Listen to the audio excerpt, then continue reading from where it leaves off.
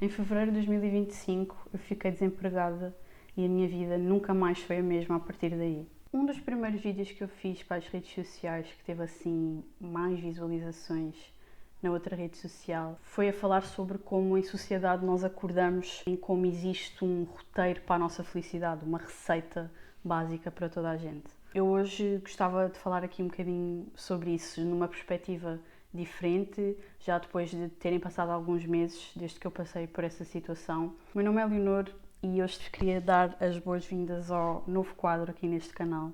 Eu decidi que eu vou fazer aqui um podcast ao qual vou chamar Paleta Interna, onde eu vou abordar sobre estes temas que eu já tenho vindo a abordar, sobre autoconhecimento, sobre espiritualidade, e vou fazê-lo enquanto estou a pintar, ou a desenhar, ou a fazer outra coisa qualquer relacionada às artes manuais e visuais. Acho que vai ser uma maneira engraçada de eu vir abordar os temas que eu quero vir abordar, mas começar a explorar uma parte minha que foi ficando adormecida ao longo da vida e que eu quero despertá-la novamente. Nos últimos meses eu tenho passado por um processo de transformação que começou muito nessa altura em que eu fui despedida de uma empresa, mas na verdade começou uns meses antes, quando eu, em novembro do ano passado, saí da casa dos meus pais. Dei esse passo na minha vida e comecei a fazer essa transição para a vida adulta, né? Para ter que me sustentar sozinha, para ter que ter mais maturidade e responsabilidade para enfrentar as coisas da minha vida, e isso às vezes tem questões que são um bocadinho mais complicadas de lidar. Depois, passado um mês de eu ter saído da casa dos meus pais, eu apresentei a minha tese de mestrado, saí da faculdade e foi aí também que uma das grandes prioridades da minha vida, que era a faculdade, deixou de ser, não é? Terminei o curso e então foi aí que eu comecei a ter mais tempo a pensar sobre o que é que eu queria fazer da minha vida, não é? Claro que o que eu tive logo tendência para ir fazer foi o que eu achava que toda a gente tem que fazer, que é ir arranjar um trabalho, e então foi isso que eu fiz. Mas logo após de umas semanas de eu estar nesse trabalho, o que é que aconteceu? Fui despedida. E portanto aí começou um processo interno de eu entender que talvez este roteiro que nos falam tanto de ir para a escola, de estudar muito, tirar boas notas, fazer a boa faculdade para termos o trabalho estável e seguro e fixo, talvez não fosse bem por aí o meu caminho, talvez não fosse bem assim que eu quisesse fazer as coisas. E isso fez-me pensar sobre como essa é uma receita que supostamente nos dão para a nossa felicidade, como eu referi também nesse vídeo, mas isso não é uma receita que dê certo para toda a gente e tem muitas fragilidades, esse tal roteiro. Eu fui entendendo e começo aos poucos e poucos a aplicá-lo na minha vida, que mais do que existir uma receita, um roteiro para toda a gente, que funcione para toda a gente de igual forma, cada um de nós é uma pessoa extremamente única e cada um de nós, à medida que se vai tornando uma pessoa adulta, vai ter que encontrar a sua própria forma e a sua fórmula única de fazer as coisas e a sua fórmula única de alcançar essa felicidade e esse sucesso. Porque não é para toda a gente que ir para a faculdade é uma questão de sucesso, não é para toda a gente que está num cargo de liderança numa empresa do mundo corporativo é sinónimo de sucesso e de felicidade. Isso fez-me refletir muito sobre, para além do que a sociedade concorda como sendo sucesso, o que é que seria sucesso para mim? Como é que eu gostaria realmente de viver a minha vida se eu não estiver preocupada com a expectativa que os outros têm sobre mim, se eu não estiver preocupada com o julgamento que os outros irão ter por eu estar a seguir e a fazer determinadas coisas. Aliás, até foi realmente daí que surgiu este canal no YouTube. Foi de eu entender, ok, o que é que eu faço da minha vida se esse julgamento alheio não importasse.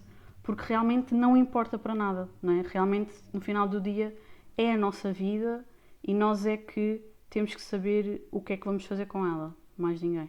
O que eu começo a perceber é que de 8 bilhões de pessoas que existem no mundo, talvez existam 8 bilhões de receitas para a felicidade, não é?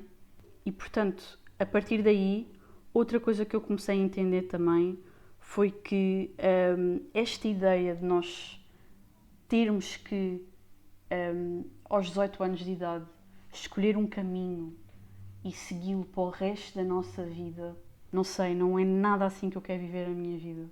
Essa ideia que as coisas são tão fixas e nós aos 18 anos de idade, que somos umas autênticas crianças, que não sabemos nada do que é que nós queremos para a nossa vida e nada do que faz sentido para nós, ainda não tivemos assim tanto tempo para nos conhecermos enquanto adultos, né? Porque aos 18 anos nós nem somos adultos sequer, e portanto, às vezes e muitas vezes vai acontecer de nós escolhermos uma determinada carreira que, passados uns 5 anos, não vai fazer sentido nenhum já, não é? É como quando nós vamos evoluindo ao longo do ano e nós chegamos ao final do ano, olhamos para o início e pensamos, fogo, eu era aquela pessoa, fogo, há um ano atrás as coisas como estavam, as coisas em que eu acreditava, mudei imenso. E é bom que nós sintamos isso, é sinal que houve evolução.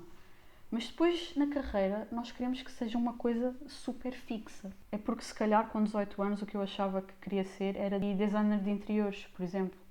Hoje em dia eu olho para isso e, mesmo que fosse uma via que eu até pudesse ser feliz, eu descobri outras coisas, descobri outros caminhos e outras coisas começaram a fazer sentido para mim. E eu acho que devíamos normalizar um bocadinho mais as mudanças da vida, mesmo que aos 30 anos de idade, por exemplo, mesmo que aos 40 anos de idade, sabem? Fazemos uma transição de carreira aos 35, aprendermos um idioma novo aos 55, aprendermos a tocar guitarra aos 60, sabem? Depois, isto tem muito a ver também com a ideia de que nós temos idades muito certas para fazer as coisas. Que se até aos 30 não fomos mães, se quisermos sequer ser mães, né? Porque essa também é outra história, mas não vou entrar muito por aí.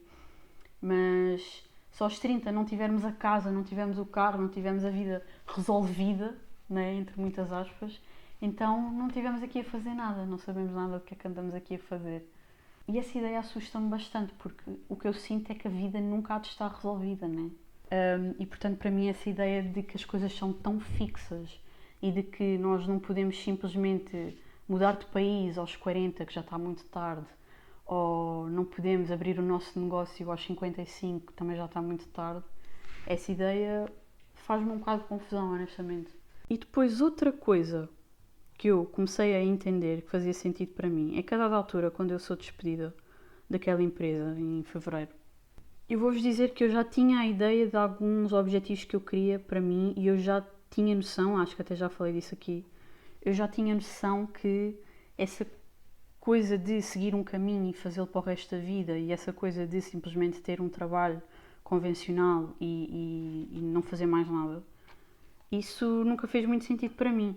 Não quer dizer que o trabalho convencional seja horrível, não estou a dizer isso. Eu acho que, lá está, vai fazer sentido para muita gente. Mas para mim nunca fez sentido na minha cabeça que não existissem outras formas, sabem?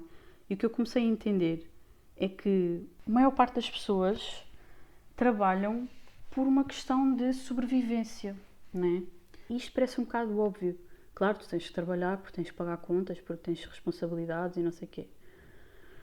Só que sabem uma coisa que eu comecei a pensar mesmo muito? Sigam o meu raciocínio.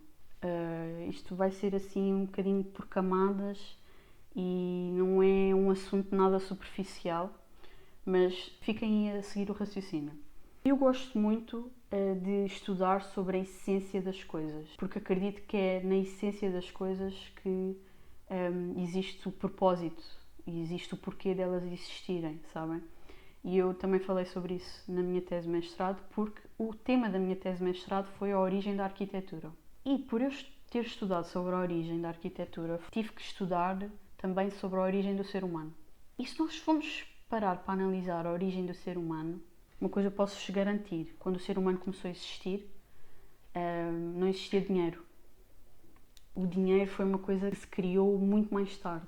O que é que eu acho em relação a isso? Não acho que hoje em dia seja muito viável nós simplesmente voltarmos ao que éramos antes e vivermos sem dinheiro, né? Não é isso que eu estou a dizer. Não estou a dizer que temos que voltar a ser os homens das cavernas e ir completamente contra o sistema. Não estou a dizer isso. Mas acho que é bom nós refletirmos às vezes sobre isso, sobre o dinheiro ter sido essa construção. Nós, a essência, como seres humanos, nem precisamos de dinheiro para viver. Nós, se calhar, não sabemos hoje, pelo menos na minha geração e noutras gerações que vieram depois de mim e até antes, nós não aprendemos, durante a nossa vida, a viver sem dinheiro. É um facto. Hoje, se nos põem no meio da selva, nós não sabemos sobreviver assim. E, portanto, nós até podemos, atualmente, não desenvolver essas competências, porque já não precisamos. E hoje, a verdade é que se vive com dinheiro, não é?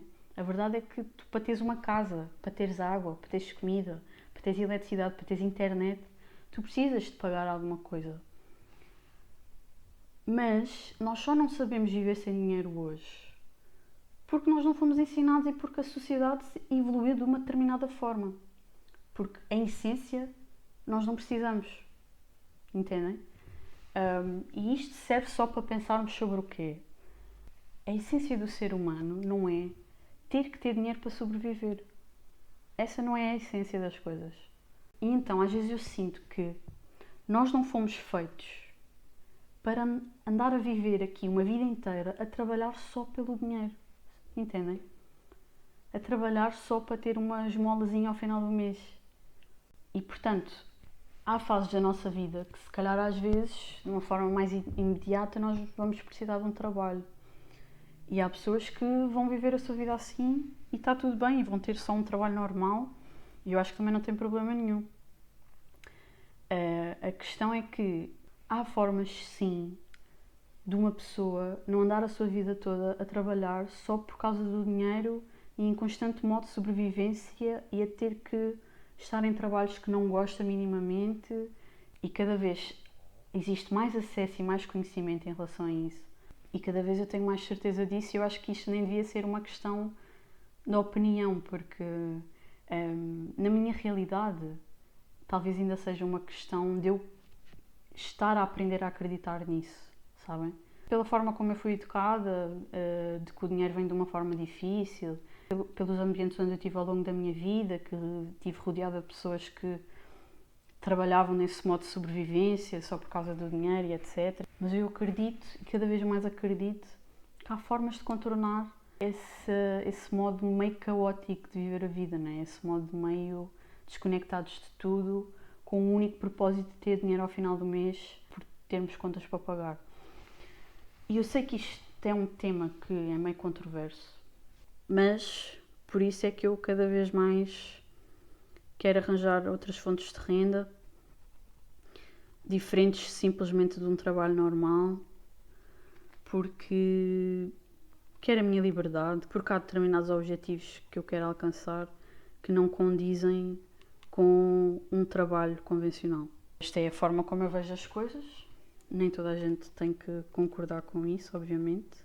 E, portanto, é isso. Eu acho que, por muito trágica que tenha sido a situação de eu ter sido despedida, eu acho que a minha vida nunca mais foi a mesma e eu comecei a olhar para as coisas de uma forma diferente. Foi quase como um segundo despertar espiritual, sabem?